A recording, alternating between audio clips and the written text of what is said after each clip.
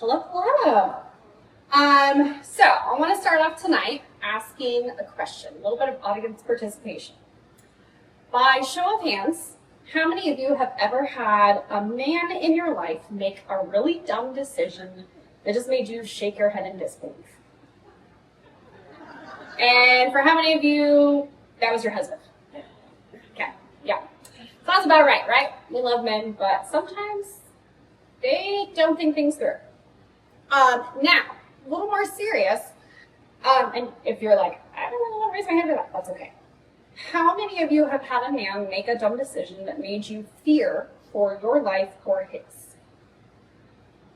No, I was kind of surprised, but yeah. So you're in good company because we are going to learn about a dumb decision made by a man named Nabal and his wife Abigail, who saved it all. So we're going to set the scene a little bit. We find her story in 1 Samuel 25. This story occurs during the reign of King Saul, but it's kind of towards the end of his reign. So David already defeated Goliath. He'd already been anointed as the next king of Israel. He'd already won a lot of battles and become known as a great warrior and had a reputation for just being this all-around super cool guy. And we're in the middle of this story is one of the times where Saul was pursuing David and trying to kill him because of the threat that he was to Saul's throne. Now, at this particular moment, David, like I said, he was on the run from Saul, but he had several supporters with him, which is important because it ties into the story a little bit. Now, enter the scene, Nabal and his wife, Abigail. We don't know a lot about them outside of this story, and we don't know, like, how they got to the position they're in, their marriage, or anything like that before this point. But we know their names, which in the Bible, names are very powerful and their meanings have a lot to do with the story. And we know that Nabal was an extremely wealthy Israelite. The Bible talks about him having thousands and thousands of livestock. And while they don't give much other context, we can assume he probably had a lot of land, a really big house, all of that stuff that went along with having thousands of livestock. And he probably had quite a few servants helping to maintain his whole property. Abigail is described as discerning and beautiful. Some translations of the Bible even call her intelligent. And what I thought was really cool when I looked it up, the other people that are mentioned in the Bible as being discerning or intelligent and use the same word are people like Solomon, Daniel, Joseph, and Paul. So we have the wisest man of the Bible, men who were advisors to kings, and the guy who wrote most of the New Testament.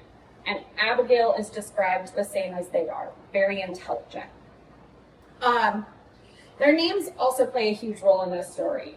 So the name of Nabal literally translates to foolish, while Abigail can be interpreted as my father's joy or source of joy, depending on the translation. I'm not sure what kind of future Nabal's parents pictured for him, but clearly they didn't have a lot of hope. Name your kid Fool. You're setting him up for failure right there. Anyway, now that our scene is set, David and all his men, like I said, that were with him, are in the wilderness, trying to flee from King Saul. And when I say he had men with him, I think the Bible talks about it being like 400 to 600 men. So it wasn't just a couple of guys on a camping trip. It was a large crowd, almost like an army, that was with David, supporting him and on the run with him. And they were wandering in the wilderness near Nabal's property and near his flocks and everything. And they hear about a great feast he is throwing. It was like sheep shearing season. There was some other things, like it was big party season for Nabal. And David sends a small party of his men to go ask Nabal, hey, we hear you're having this big party, you're having this feast. Can we have some leftovers once the party's over? So David wasn't even asking for a lot of food. He wasn't asking for the best, the first. He wasn't even asking for an invite to the party for him and all his men. He was saying, can we have some water and some leftovers? I don't know about you, but anytime I've thrown a big old party or hosted Thanksgiving, I'm like pushing people out the door, like, take the leftovers with you, please. But Nabal wanted to hold on and keep all the leftovers and everything.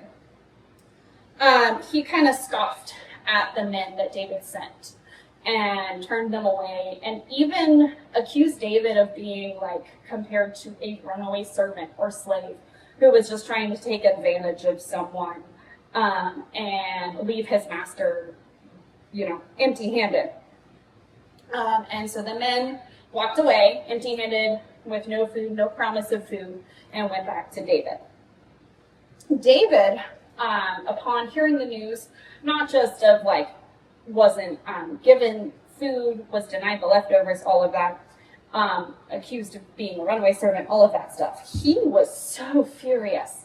He decided they needed to march right then and there on Nabal's property and killed him for this honor that they showed him as this great warrior and the future king of Israel. Don't know why he got so worked up about that, but again, men. Back at Nabal's house, however, there was a servant who had overheard Nabal send David's messengers away. And he started to panic. And he went running to his mistress because he knew that she would have an answer and would be able to save the day. And so he ran to Abigail. He talked about everything Nabal had done in sending away David's men and denying them the leftovers. But he also advocated. So not only had David's men been in the wilderness near Nabal's property, but they had actually been protecting some of Nabal's flocks and his shepherds. So this servant talked about how Nabal's flocks were protected, how the men were protected from thieves, from animals. And they had been so well treated by David and his men, right? There was respect. Nobody was looked down on, made fun of, beat up, anything like that. All the flocks were protected. All the people were protected. So it was really, really rude treatment to turn away David's request for leftovers when David had done all of this pretty much work for free for Nabal that maybe Nabal didn't even realize. We're not sure. The Bible doesn't specify. But Abigail knows this now because the servant told her. And she realized there had been a great wrong done to David, and she needed to rectify it.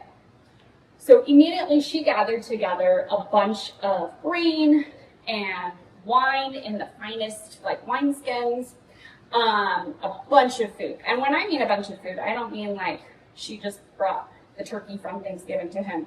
A passage or a note in my Bible mentions that the gift of food she put together for David was similar to a gift that an Egyptian pharaoh had been documented as sending to a battalion of his army that was in Palestine at one point. So she knew David had an army with him and sent enough food to feed the army. Whereas the leftovers David had asked for originally, he knew wasn't going to feed his whole army. He just hoped it would help them get by a little bit. So Abigail immediately gathers together all of this food, the finest wine, everything, and she herself hops on a donkey and accompanies this gift to David. Now, the Bible doesn't specify again, and I don't know if she knew that David was marching to Nabal's house to kill him. I don't know if word had spread or whatnot, but I can imagine, even if that wasn't the case, she knew there was a dishonor done, and she knew there was a reason to intervene.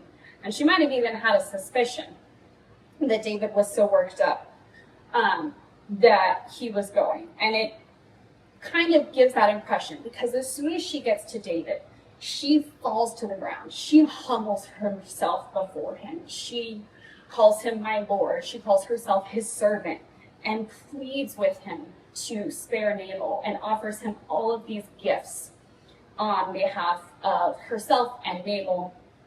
And just, hey, take all of this. I'm so sorry. Nabal's mistake, but I'm making up for it. And like I said, she humbled herself completely, was distraught, kneeling at his feet. David, in that moment, realized his folly and how quickly he reacted to the dishonor that had been shown him. And he praised God and thanked God for Abigail because she stopped him from making a mistake. And again, she wasn't even going to try to do anything for David. She was simply trying to protect her household and Nabal. And in the process, David felt rebuked and said, oh my gosh, thank you, God, for sending Abigail, because I was really stupid and I almost did a really dumb thing. And so he went on his way. He took all of her food offerings and turned away and said,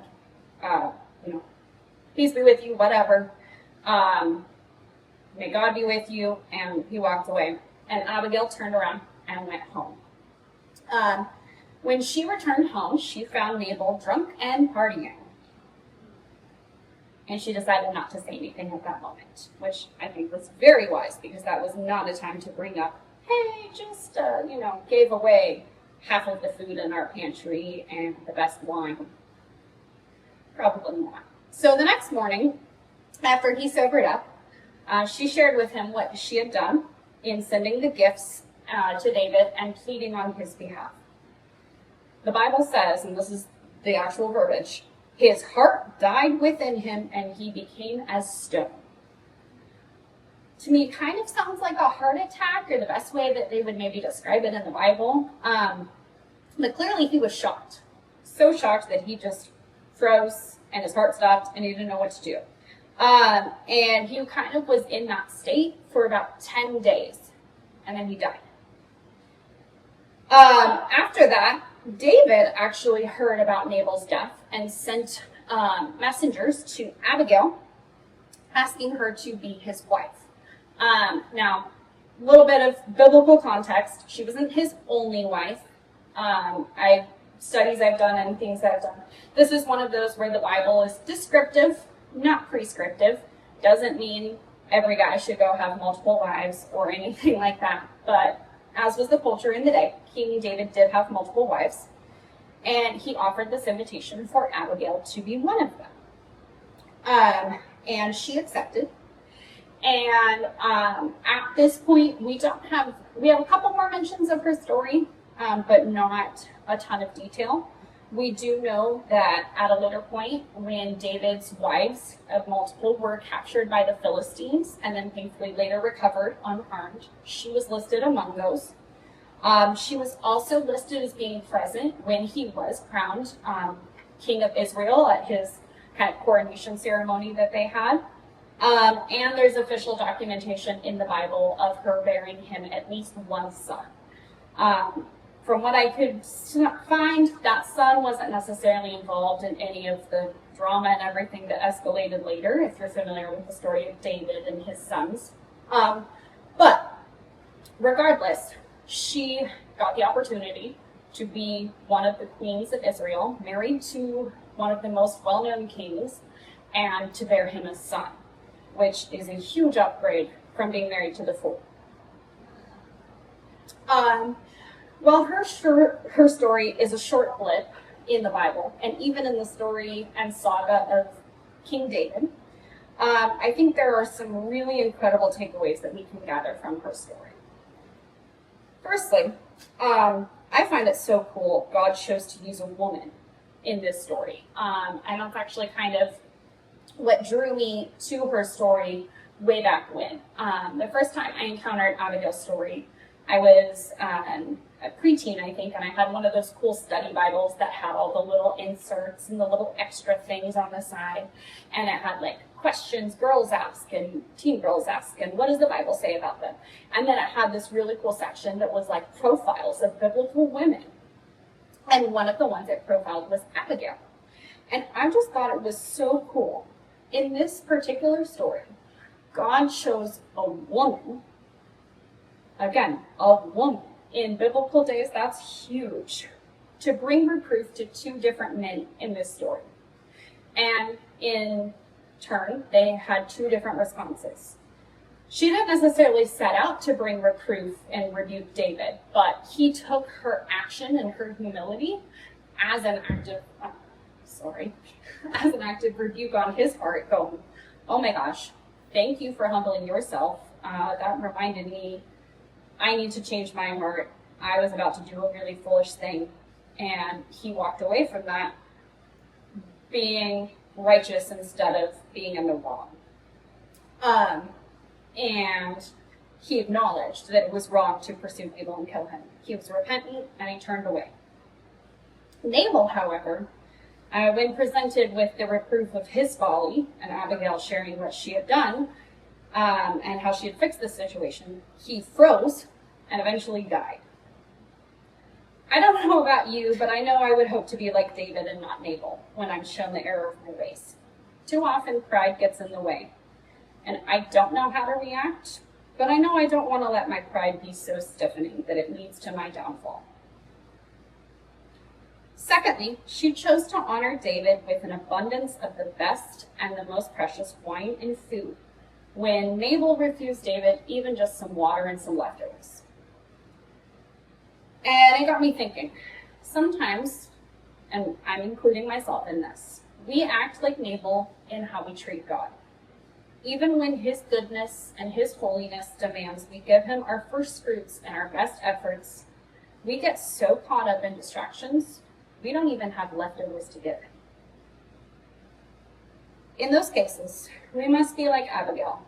We must humble ourselves before God and bring forth our first fruits. Whether that be physical things like money or possessions, or just ensuring that we give him the most important part of our day, we want to prioritize him. I know that's something I struggle with myself. I'm a full-time working mom, and it can be hard to juggle the chaos of taking care of my husband, my infant son, making sure the house is clean, making sure food is on the table, and at the end of the day going, oh, did I give God time?